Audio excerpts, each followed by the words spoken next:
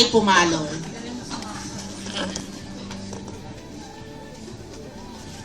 Kay Angel, Jel, kasi sinabi mo mas maganda yung unofficial na status ng relationship. Ibig bang sabihin nito, Jel, parang hindi mo na gustong mag-official? Kasi sa mga nakaraang relasyon, di ba parang hindi nag-work yung official? Hindi naman sa hindi nag-work. Siguro may ano lang talaga, parang may kanya-kanyang kanya-kanyang ano lang tayo siguro, parang nag-grow lang tayo, ganyan. Pero, syempre at the end of the day, gusto mo pa rin yung official. Mahirap kasi yung hindi ka sure eh, pero mahirap din naman kasi pilitin kung hindi pa naayon sa panahon. May confusion, inaamin ko naman yun. Lalo na pag tinatanong nyo kung ano ba, kayo ba, ganyan. Eh, hindi ko po talaga alam. Basta ang alam ko lang, may love. In love kami pareho. Yun. Pero yun lang, hindi Yun lang ang namin official alam in love kung... kayo sa pareho. Po, ano po? Yun ang official. Na in love kayo sa isa't isa. Ang masasabi ko po, yes. Nandun po yung love. Though yung label and yung kung anong status, yun po yung isang malaking question mark pa po sa amin na hindi pa nga namin napag-uusapan na ng lahat. Kaya mas mahirap po yung situation. Mukhang masaya ka, Jel, kasi kita mo yung mga smiles mo habang ina-explain mo yung Ayan po, ano. tatry ko lang po Ayun, si muna. ayun, yun sa gilid. Ayun, Eto, ayun. to Jel. Ay, sorry. Oo. Ayun. Mukhang masaya ka, no? Oh yes, sitwasyon. masaya po ako. Okay, thank you. Tapos sa mga Martinez sisters naman, now that you're officially joining showbiz, any plans of losing more weight para ma-push? Sabi ko na nga ba yung asam ka? Alam ba yan? Namiss pa naman kita. I love you, Patricia. Siyempre, pero kasi, ewan ko, hindi naman talaga namin plan mag full-time sa showbiz. Parang, sinubukan lang talaga namin ngayon na umarte. Siyempre, when you're working with the best, who are we to say no?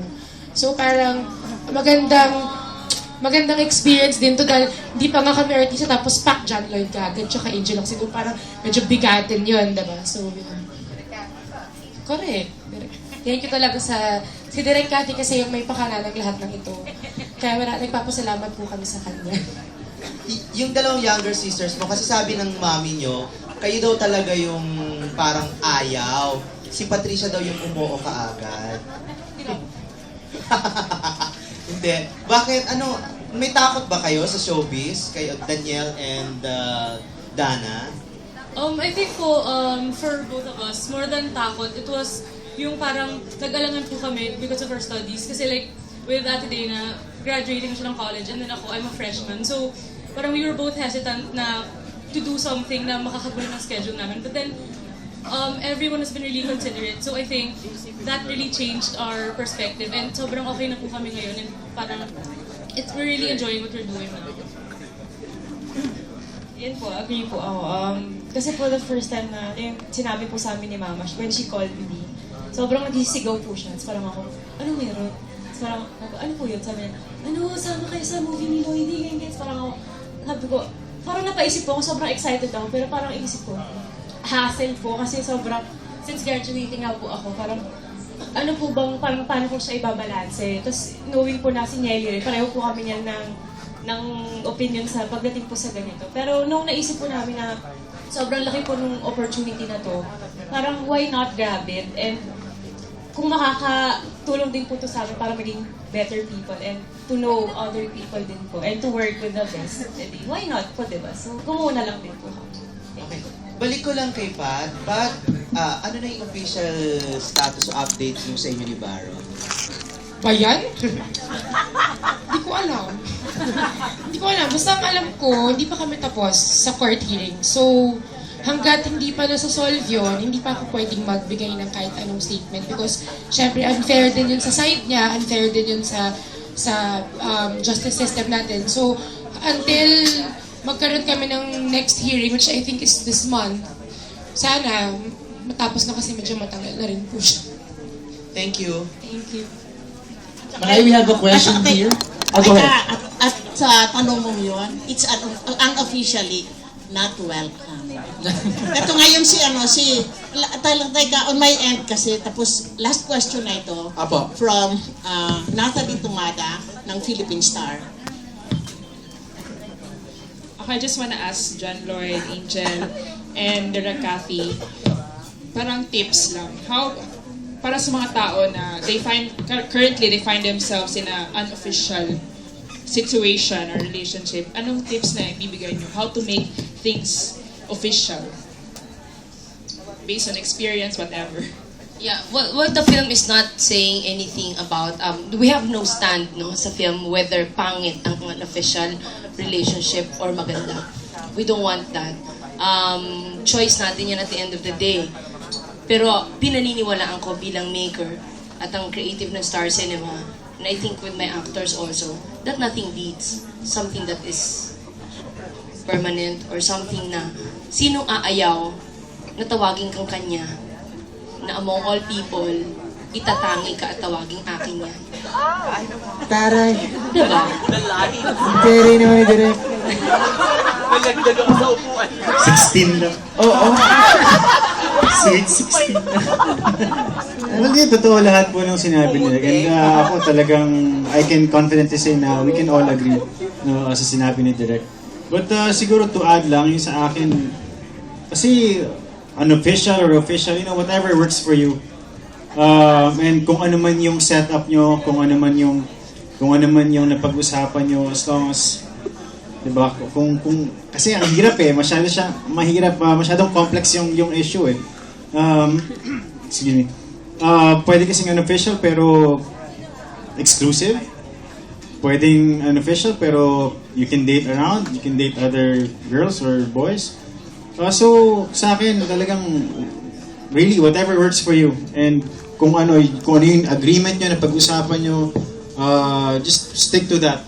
Diba? And protektahan nyo kung ano yung naging agreement nyo. May it be official or unofficial. Angel, may tips ka ba?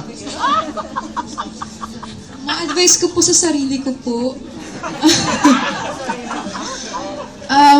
Ano ba magandang advice? Sa akin lang naman kasi kagaya ng sinabi ni Lloyd, kung basta ka masaya, basta nandun yung respeto nyo sa isa at pareho kayo nagkakaintindihan. Kasi pag hindi, magulo talaga yun. Mag-aaway kayo, saka mahirap yung meron kang masaktan. Make sure lang na wala kang masasaktan sa mga decisions na gagawin mo. Pareho dapat nasa same level kayo.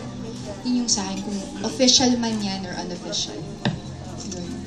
And ikaw, nakatulong ako dyan.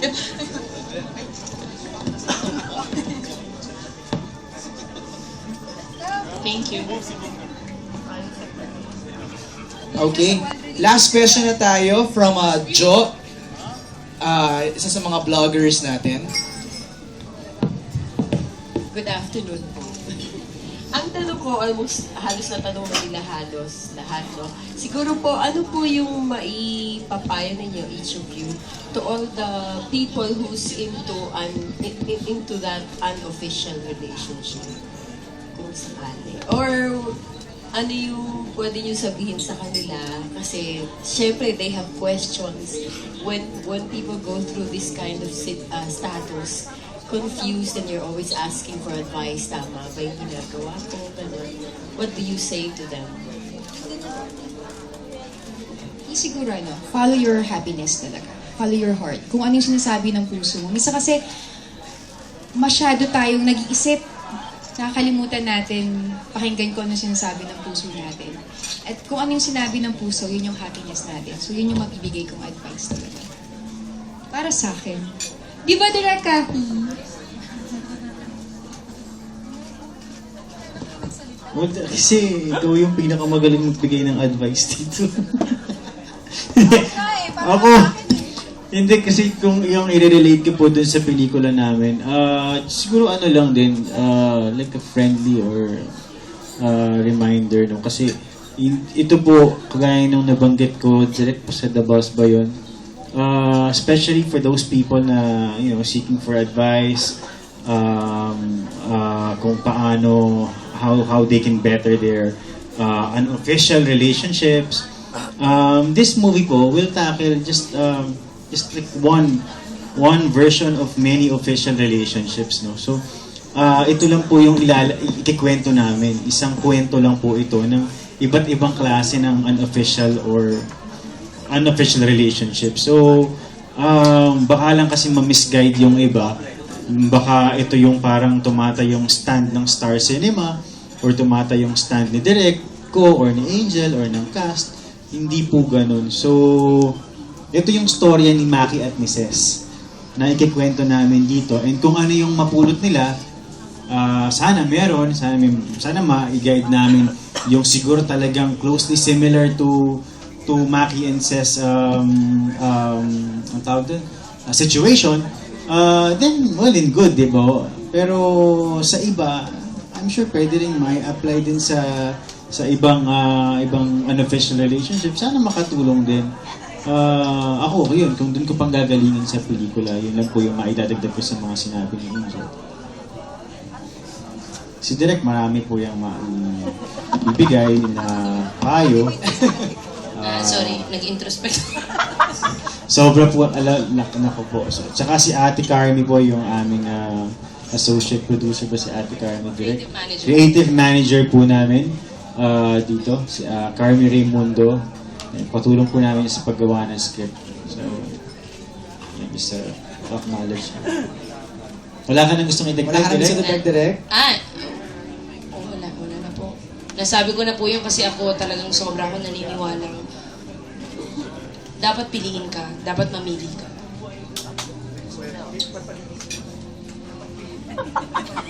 That's it. Okay? Si Direk, parang pumipreno si Direk eh. Parang may gustong sabihin. Eto eh! Bakit? Ilabas mo na, Direk. Ano yung gusto mong sabihin? Yun na po yun. Sobrang, sa akin, sobrang importance pag sinabi among everyone else, ikaw. That makes you unique, diba? That makes you unique. My uniqueness is parang affirmed that I'm the only one for this person. And who doesn't want that? Diba? Thank you, Direk. Maraming salamat. Palakpakan naman natin ang buong cast ng Unofficially Yours. May we get some final messages kay Angel and John Lloyd?